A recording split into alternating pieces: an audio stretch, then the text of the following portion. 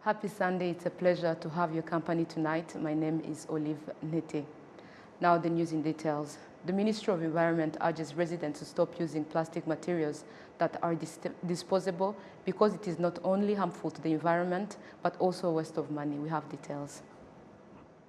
In most of the trenches, especially in Kigali city, you find plastic bottles that are used once and then thrown away. This is seen as dirt, as those who clean these trenches reiterate on it.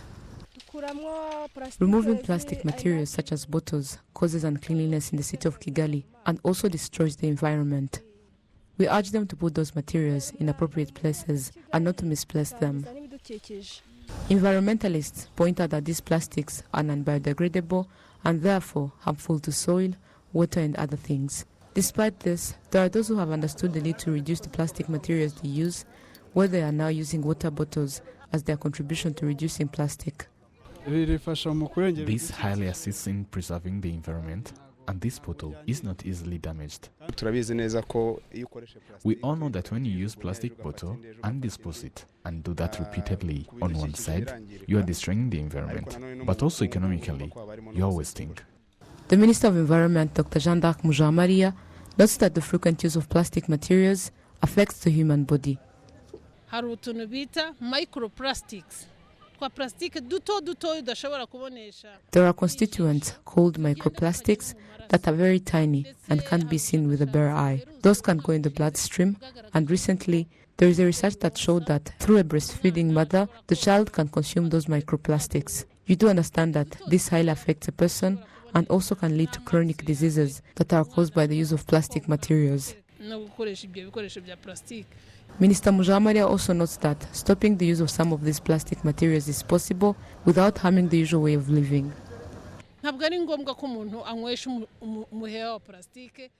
It is not necessary for a person to use a plastic pie and yet they are using a glass, or even they are using a bottle. It is not even necessary for us in meetings to carry plastic bottles. It is possible that we can find other materials that are environmentally friendly.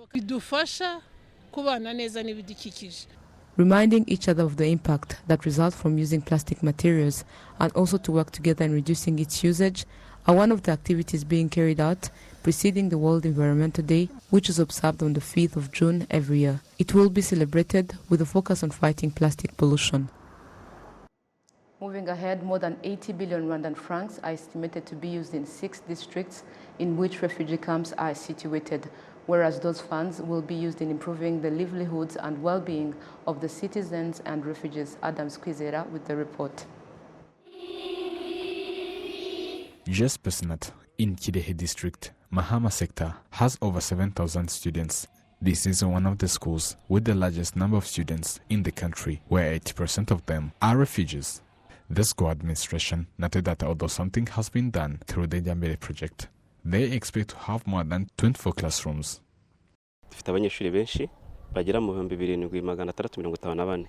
We have many students at the school, who are about 7,554. Before, in the double shift classes, we had more than 200 students in one class. But today we have single shift, where 70 all students can study in one classroom, hence to overcrowding. But we established some ways to manage it.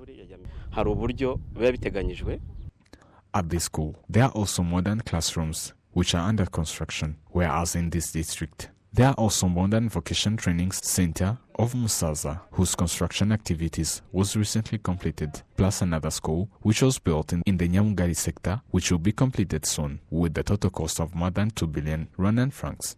Refugees in this camp now start these activities will further change their livelihood and well-being. Before, we didn't have access to water, but now we have it, which helps us in improving sanitation in our homes, hence to our development. The mayor of Chile district, Danjira Bruno, noted that this Jambere project will also facilitate districts in fulfilling the basic needs of the citizens living near the camps and refugees as well. There are various essential infrastructure, including schools, TVETs, expanding hospitals and road constructions. Then you understand that those are big projects that will cover up the needs of refugees and citizens who are living near the camps, as well as it will also help in the development of the country. The coordinator of Jambere project in the ministry in charge of emergency management, Jeanette Uwimana, pointed out that this project will further improve the community's well-being. abaturage ndetse n'abatuye mu nkambi impunzi babanye neza. The residents and the refugees in the campsites are in good terms, since both they access together the social services like schools, water, hospitals and other places. They also provide jobs among them. So what we can urge them is to protect these infrastructures. Ni byabo nibo bagomba kubibungabunga. This project have been operating in the 6 different districts of Gatsibo, which has the Nyabikinja refugee camp, Gicumbi, which had former Gihembe refugee camp, Gisagara district with Mogomba refugee camp, and Nyamagabe district, which has Kigeme refugee camp. Adams Kwizera, RTV News. Thank you, Adams, for the report. Now, on Sunday, Reverend Canon Dr. Antoine Rutaisire, who has been serving as the senior pastor of Anglican Church, Remera Parish, has started his retirement after 12 years of serving. He points out that even though he's retiring, he will continue serving God. We do have details.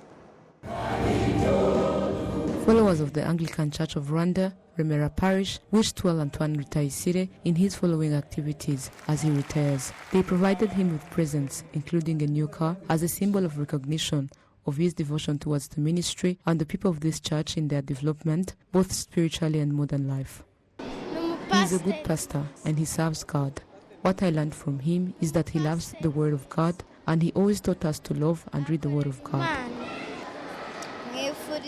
We wish him well in his family, and we also wish him a good retirement. Reverend Canon Dr. Antoine Rutaisire points out that even though he won't lead as the senior pastor of the parish, he emphasized that he will keep on serving God. A person does not go into retirement because he is tired. What is going to change is that I won't lead anymore the parish, but all pastoral activities, I'm allowed to continue doing it. I'm retiring as a pastor, but I'll be spending time with my family and I won't be a leader anymore. Instead, I'll be a member of the church, and that is the same to all that we used to work with. Yes, I retired on my responsibilities, but I'm still a member of this church. Dr. Laurent Banda, the Archbishop of Anglican Church of Rwanda, appreciated the contribution of Pastor Antoine in various activities, including the renovation of Remera Parish, which includes a school and a church with a cost of 919 million Rwandan francs. He urges followers of this church to strive to be resilient and not to always rely on sponsorship of foreigners. You have a gift in you that God provided to you. Even though you are retiring to your responsibilities, in everything your gift is not easy. We shall keep listening to that message in Kiswahili. According to Usta Kaitesi, the Chief Executive Officer of Rwanda Governance Board, Dr. Antoine is a good example of a priest who is patriotic. You can't serve as a priest and have a country as Rwanda that has people who have been hurt and also with a dark and deep history, and then go ahead and speak about God while not telling it to people, or speak of God without changing the lives of people, speak of God without being concerned about people's well-being and helping them to develop, speak about God without helping people to be hopeful instead of having conflicts, and also giving people the strength of building themselves as well as they build others. Serving God truly is serving Rwandans. Dr. Antoine Rutaisire was the Vice President of the National Unity and Reconciliation Commission between 2002 and 2011 and has played an important role in assisting Rwandans through the program of Unity and Reconciliation and also in dealing with the effects of the genocide perpetrated against the Tutsi in 1994. From 1996 to 2021, Dr. Antoine wrote and participated in writing books amounting to 7 that reiterate on the Word of God, unity and reconciliation, and also the life of families. Pastor Emmanuel Karejesa is the one who replaced Dr. Antoine Rutaisire in his responsibilities as a senior pastor of Remera Parish, situated here in Kigali.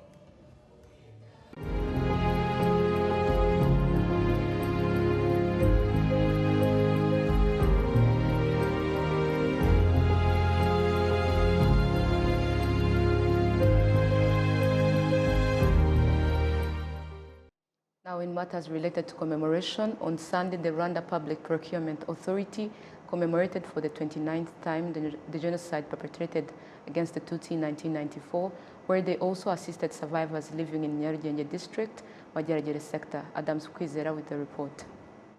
It's a ceremony that was preceded by honoring the victims of the 1994 genocide against Tutsi who are buried in Nyanza Kicukiro Memory Center, where they also read rails on their graves. The staff of Rwanda Public Procurement Authority, they also help the genocide survivors living in Imageragere sector.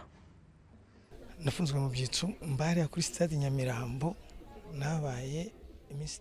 I was imprisoned at Nyamirambo. Due to that, I was suspected to be a spy named Ibyitso, and I spent almost 5 days in custody. We faced hunger at that time, and more of that, they killed our people. But as of now, we appreciate the government of unity, which gave us houses to live in. That's why we really express our gratitude to the government of Rwanda. The representative of the survivors appreciated such activities of helping the needy, since the majority of the people living in this village are elderly. We live here in Nyakarenza cell, but one of the challenges we have is that we don't have fields for cultivation, and more to that, we are also unemployed. Like in this village, there are various elderly people and people with disabilities who survived the genocide. So you understand that this help was really needed. The Director General of the Rwanda Public Procurement Authority RPPA, Uwingene Joyeuse, also reiterated that such activities should be done continuously. We visited them because we love them, and as every Rwanda, it's worth it to visit these genocide survivors. So as RPPA, we think that every Rwandan should try to make a visit to these survivors and help them, since we all know what happened here in Rwanda. That is why I said that it is worth it to help and comfort them in order to build a desired country. The aid given to the survivors in this village consists of food and hygiene materials worth of 2 million Rwandan francs. Adam Squizera, RTV News.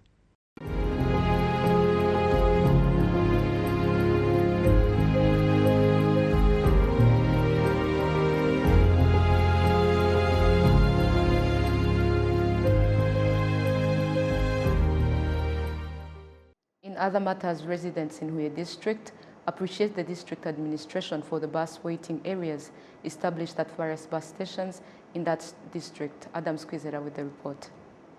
In some of the bus stops from Huye to Nyaruguru district, cars are taking passengers and others are sitting at the bus waiting area.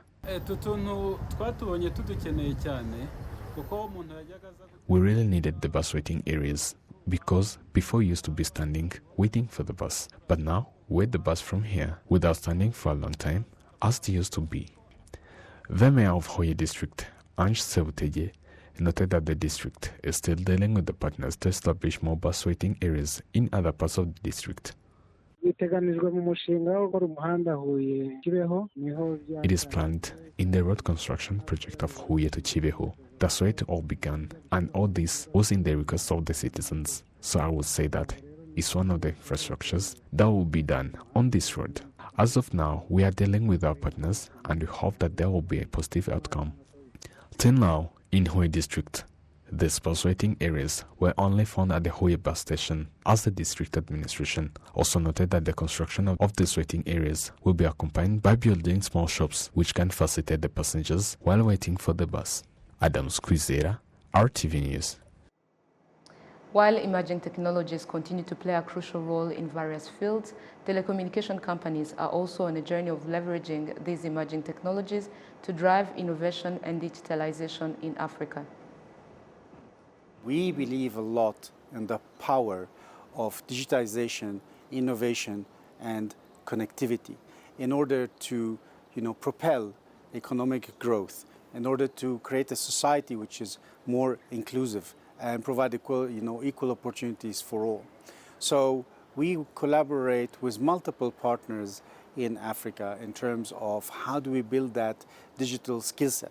So some examples, if we start with education, which is really a basic tenet, and that is we are collaborating today with UNICEF in what is called their GIGA project, which is a global program to eventually connect all schools to the internet and enable a digital curriculum for the students. So our part in that collaboration is to support them in mapping all of these schools around the world, including Africa, including Rwanda, to show what type of connectivity each school has. Another example is our own program, which we call Connect to Learn, where we typically collaborate with our own customer operators, and we provide specific focus on certain schools where they can get, connectivity and also the digital equipment necessary to run its course. So we are already, investing in this continent because we really believe in its incredible potential. Africa in general has a very young and dynamic population, and we can see that translated in the traffic growth, both in terms of voice and data services. We believe in the method, we call it Imagine Possible, because basically when you do digitization and when you have wireless connectivity that enables you to have near real-time monitoring and management of all types of assets, hundreds of thousands of sensors collecting data, supporting you to make automatic decisions. This is basically the commitment of a technology such as 5G. Then really you open the door for a lot of opportunities for industries and enterprise to benefit from it. This is really the pivot that we see coming in with 5G. And ourselves, we are following that model. So in Ericsson, we have opened a manufacturing plant that delivers 5G radio, which is fully depending on the latest automation technology, the latest sustainable energy, as well as 5G. We are a big, proponent of the Rwandan vision because it really puts, digitization as a very important part of that. And we can see that everywhere it is being done, there is a direct positive impact in terms of the uptake of technology and the times of positive returns, productivity and otherwise, to industry as well as society. So we are an active member of the community here. We collaborate with our customers and our partners to ensure that we at all times bring the latest ideas, from global.